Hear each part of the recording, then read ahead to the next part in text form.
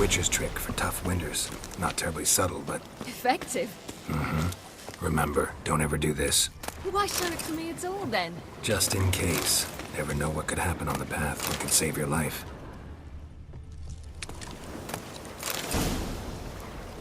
All right, let's go. Who taught you that? Vesemir, a long time ago.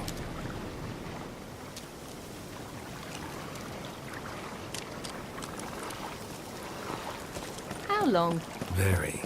Back when I wanted to call myself Geralt Roger Eric Duot Belagarcy. What? Tell you about it tonight. And about the time you broke your leg after wagering you jump off the roof of Kaer Morhen and land a horse's back? How do you even know about that? Eskel told me. But I want to hear you tell it. I'm certain you have a rational explanation.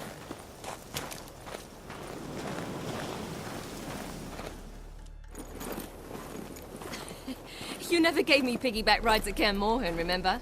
Vesemir was the only one willing.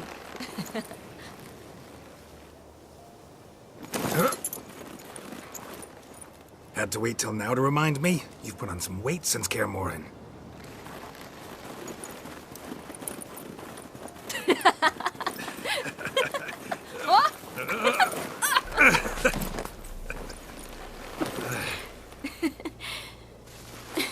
Hey.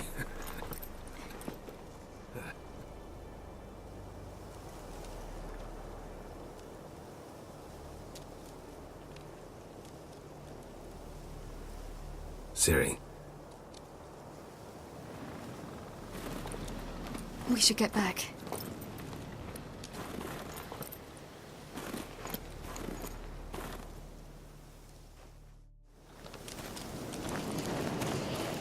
Remember me training on the pendulum? How I feared I'd never manage. Yet you forbade me from giving up. I was black and blue practically all the time. That pendulum was a nightmare. How can I forget? Those months at Kaer Morhen, they passed so quickly. I wish we'd spent more time together then.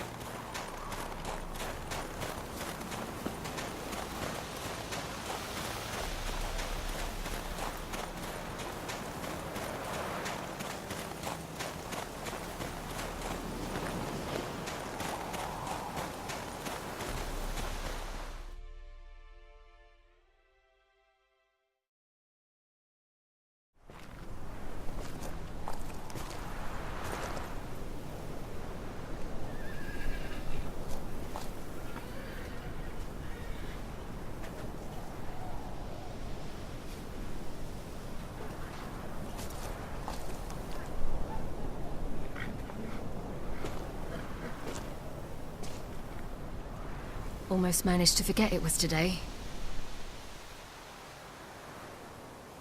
They're here for me, Geralt. I'm going to Nilfgaard, to Emir.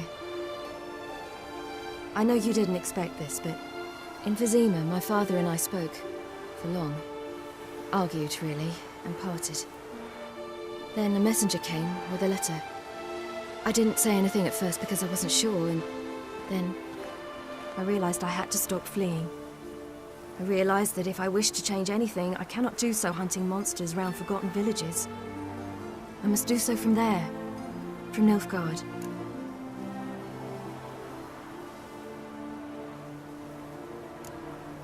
Is this what you want?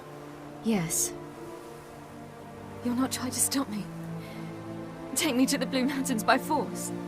Traveled half the world to find you, but I never intended to force anything on you.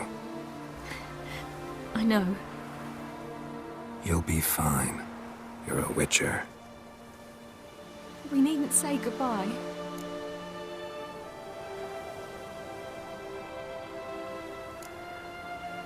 Yeah, we do. You could come with me. No, Ciri. That's not me. You know that. I know, but I thought... You've made your decision, and I made mine long ago. War's over. I'll have plenty of work chasing monsters round forgotten villages.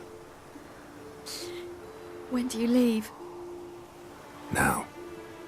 So this is...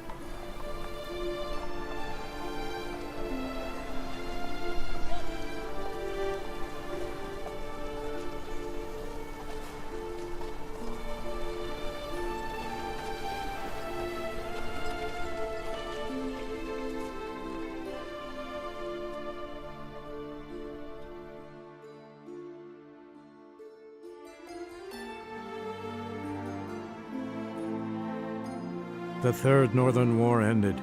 The invader from the south achieved complete victory. Robbed of Radovid's tactical genius, the northern realms could not withstand Ymir's countless legions. Black banners appeared over Novigrad and all Redania. Weary of rebel raids, Ymir Varemres conceded, restoring Temeria as a realm in liege to the Empire. When the guerrillas laid down their arms, the Emperor shifted his forces to other fronts. Through Nilfgaard's victory, Temerians got their country back, and history once again proved a consummate trickster. Having dealt with Radovid, Ymir of Varemres did the same with enemies domestic. The Emperor's loyal spies named all who had conspired against him, traitors, soldiers, and aristocrats alike. Though their mutiny had only been a murky plan, the Emperor showed no mercy, as was his wont. Though the war on the continent had ended, Hjalmar refused to lay down his arms. The young king pledged to raid and burn the shores of the Empire of Nilfgaard each spring. He meant to keep his word, even at the cost of drowning his people in their own blood. After years in exile, Ciri returned to Nilfgaard, her paternal home, where Ymir prepared to name her his successor. The woman had the necessary qualities. From her father, she'd inherited an empress's political instincts. From Geralt, she had gained a sense of simple human decency. Few monarchs boast both traits, which is quite a shame. And what of Geralt, you might ask?